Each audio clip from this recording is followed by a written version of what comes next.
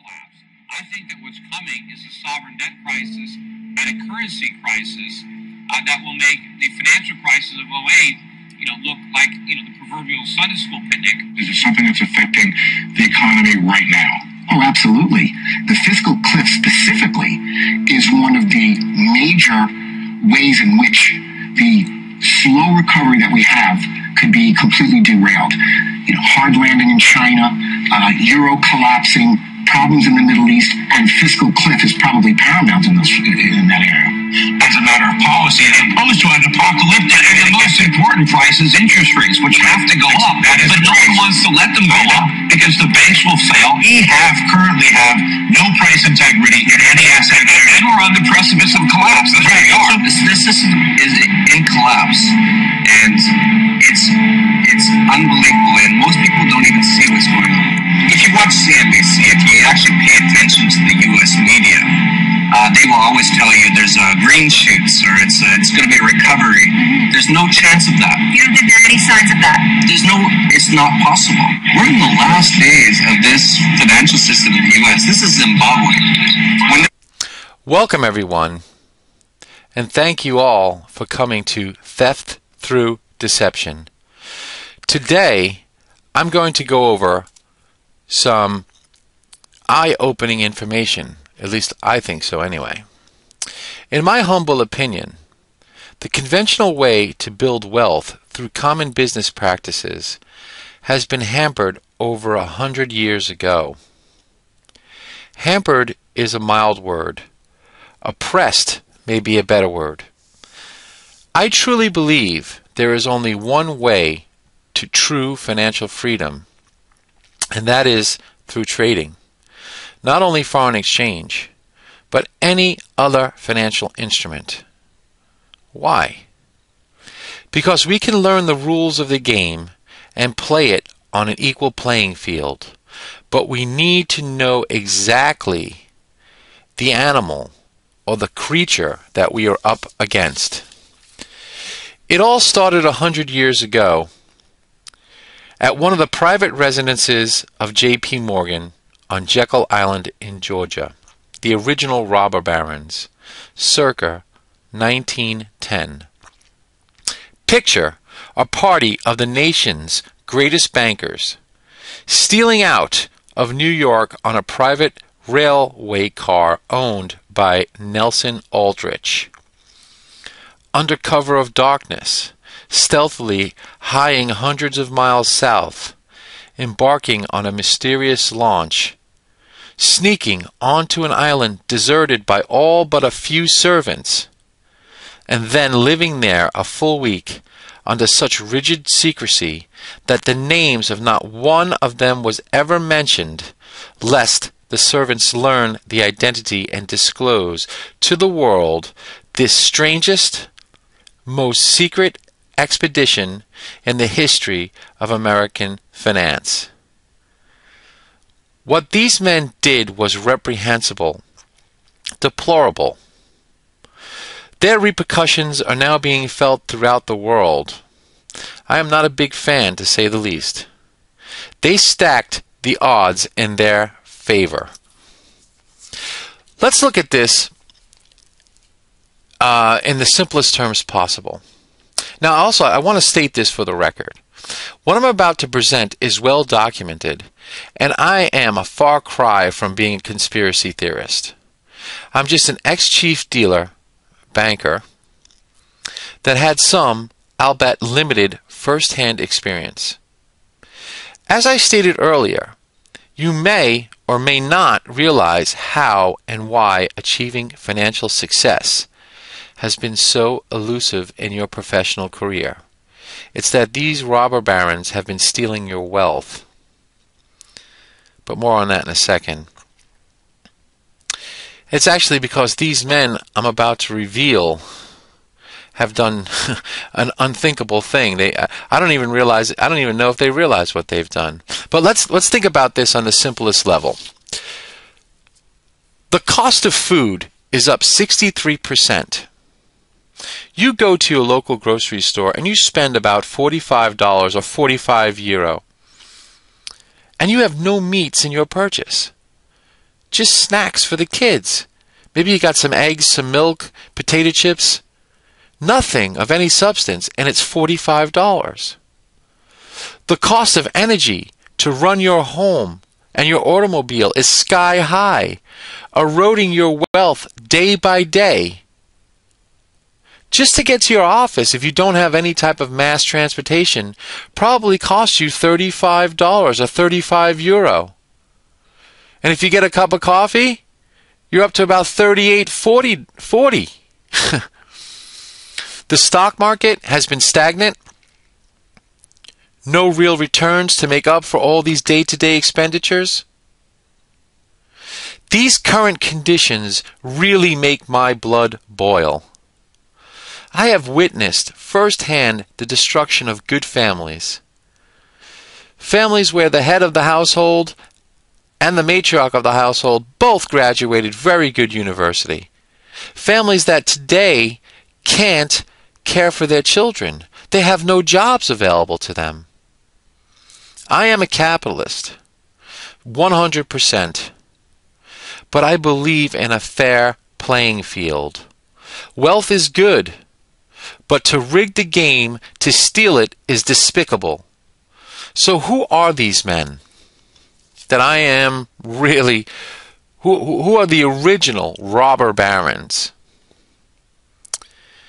Many of you have heard about the Illuminati, or more recently the group called the Bilderberg Group.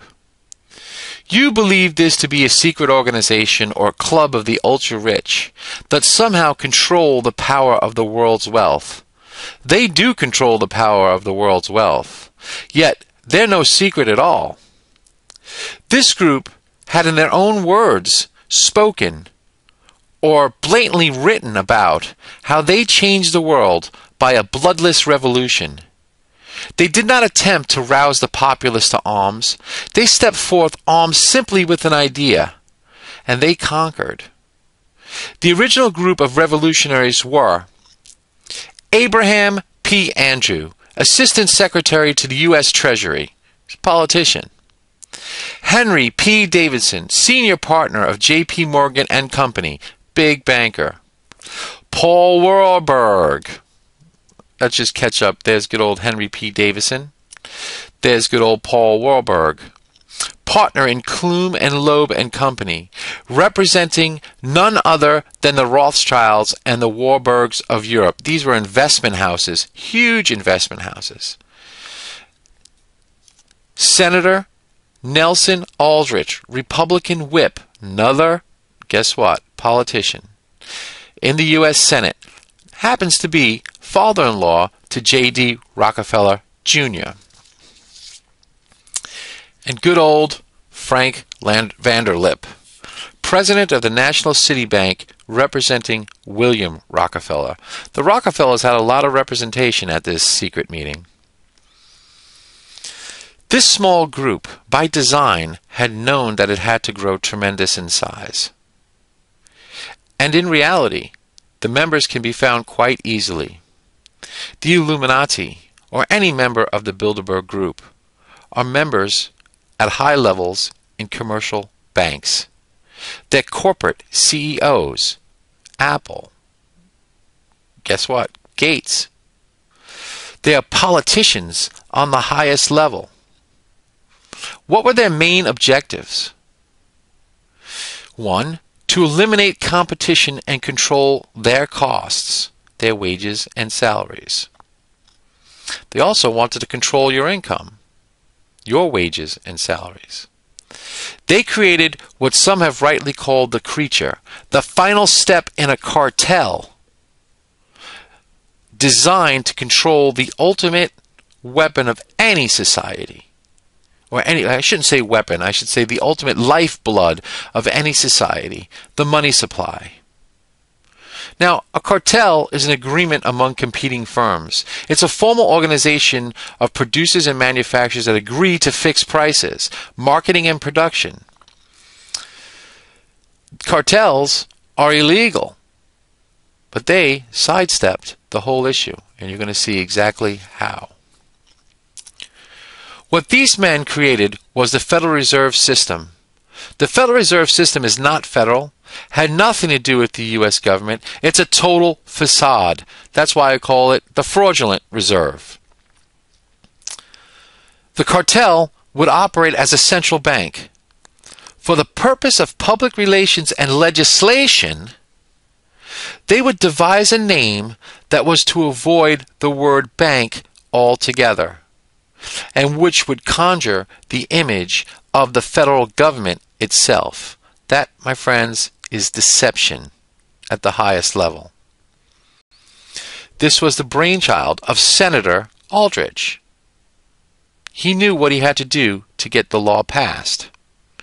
As he later stated after the legislation was passed, quite happily probably quite content with himself, and a little bit of a narcissist here, "It was my thought to outflank the opposition by not having one central bank, but many, and the word bank would itself be avoided. Theft through deception, starting in 1910. What was their main purpose? That have harmed so many, yet only was beneficial for this small few. 1. How to shift any collapse of the banking system, losses, from them, the owners, to the taxpayers, you and I. This has been causing and creating inflation we are all experiencing today. After all, if any bank collapses and the Treasury doesn't have the money, what do? They just print it, and then they sell bonds. Sound familiar? They also wanted to pool all bank reserves into one pool. They wanted to get rid of all the other competition that was springing out because they wanted to control the pool and use it. Their objective was to lend 99% of their deposits for a profit. Deposits for a bank are reserves. How they get reserves? Well, they ask you to come in and deposit money for safekeeping with them, and they'll pay you today around 1%. Then they want to go out and lend it at 8, 9, 11%. 3. They wanted to stop the growing influence of smaller rival banks and investment houses to ensure that control over the nation's financial resources would remain in the hands of those present at the Jekyll Island meeting. And they have done it for over 100 years. Just think recently with the failure of Shearson Lehman. Shearson Lehman was part of the original group at Jekyll Island. They were represented by the Warburgs. But they let Shearson Lehman die. They didn't give Shearson Lehman any money. If we think back to a recent past, perhaps you can remember the investment house Drexel Lambert and the blaming of Michael Milken on the junk bond market. Michael Milken was a financial genius. What Michael Milken did was he looked at companies, small cap companies that were sound in nature, but no big investment house wanted to sell their bonds. Michael Milken did. He started to create ways for other ways for people to gain wealth. And he also started funding small companies that became rather large companies. Well, the media picked up on all the other investment houses calling them junk bonds because actually they just didn't pay attention to them. And they drove Drexel Lambert out of business and blamed Michael Milken for the stock market debacle that he had really nothing to do with. An interesting side note is now that Goldman Sachs is involved in the same exact business that Michael Milken was involved in. But they don't call it junk. They call it small capitalization companies, small cap companies, or bonds from small cap companies. Number 4, they wanted to make the money supply more elastic in order to reserve the trend of private capital and recapture the industrial loan market. They were not happy that companies were getting money from other sources other than themselves. Now today, what they really want to do, because they're so firmly footed in the political landscape, is that they wish to lend only huge amounts of money to either foreign governments or states, or large corporations. Because they know that if the loans go sour, they could always go to the government and request a bailout. Does that sound familiar? Do you remember GM?